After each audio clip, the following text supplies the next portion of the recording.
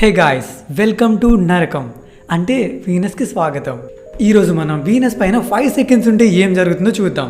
ఇది మన భూమికి చాలా దగ్గరగా ఉంటుంది. దాదాపు 4.5 బిలియన్ ఇయర్స్ కి ముందు ఎర్త్ ఇంకా వీనస్ మన సోలార్ సిస్టమ్ లో ఒక మూలన ఉండేవి. దీని సైజ్ ఇంకా గ్రావిటీ భూమికి ఉన్నట్టే ఉంటుంది, కానీ భూమి స్వర్గం అయితే అది నరకంతో సమానం. మనుషులు పంపిన కొన్ని ప్రాప్స్ అనేవి దీని అట్మాస్ఫియర్ వరకు వెళ్ళాయి, కానీ కింద పడలేకపోయాయి. కొన్ని కింద పడ్డాయి, కానీ ఎక్కువసేపు ఉండలేకపోయాయి. దాని అట్మాస్ఫియర్ లోకి మనం ఎంటర్ అయిన వెంటనే క్లౌడ్స్ ఉంటాయి, కానీ చాలా డిఫరెంట్ గా ఉంటాయి. వాటిని చూస్తుంటేనే గూస్ బంప్స్ వస్తూ ఉంటాయి. ఇక్కడ మనం బ్రీత్ తీసుకోవడం చాలా కష్టం, ఎందుకంటే ఇదంతా కూడా సల్ఫ్యూరిక్ యాసిడ్.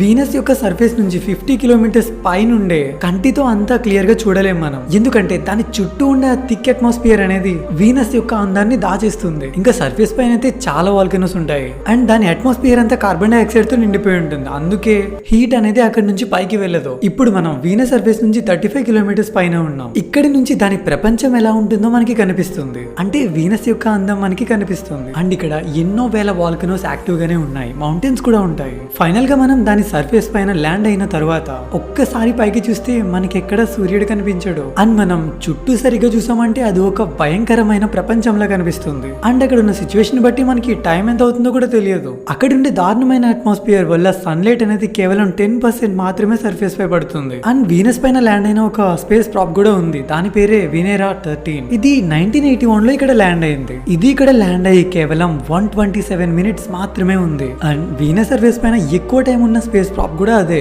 ఆ వినేరా 13 మనకి చాలా యూస్ఫుల్ ఇన్ఫర్మేషన్ ఇచ్చింది ఆ వీనస్ సర్ఫేస్ గురించి. అది ఎంత భయంకరమైన నరకంలా ఉంటుందో. అండ్ కొంతసేపటికి అది అక్కడున్న ప్రెజర్ వల్ల మొత్తం క్రష్ అయిపోయి ఉండొచ్చు, లేకపోతే కరిగిపోయి ఉండొచ్చు.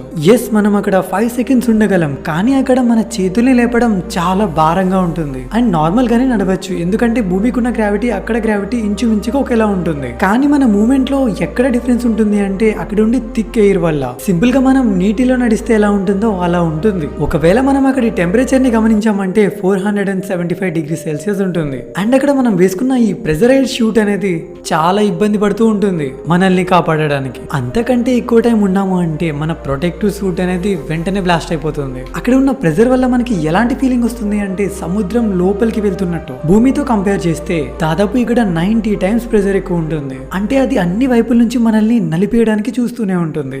సరే, ఇవన్నింటిని ఫేస్ చేసి మనం అక్కడ బ్రతికున్నాము అంటే వర్షం పడుతుంది, కానీ అది వాటర్ కాదు, సల్ఫ్యూరిక్ యాసిడ్. అదృష్టం ఏంటంటే ఆ అట్మాస్ఫియర్ వల్ల అది కింద వరకు రాదు, గాలిలోనే ఆవిరైపోతుంది. పొరపాటున అది కిందికి వచ్చిందే అనుకుందాం, మన బోన్స్ అన్ని కూడా మొత్తం మెల్ట్ అయిపోతాయి. సో ఇక్కడ 5 సెకండ్స్ ఉండాలి అనుకోవడం కూడా చాలా చాలా డేంజర్. వీడియో మీకు నచ్చింది అనుకుంటున్నాను, ఖచ్చితంగా లైక్ చేయండి. నెక్స్ట్ టాపిక్ ని సజెస్ట్ చేయండి.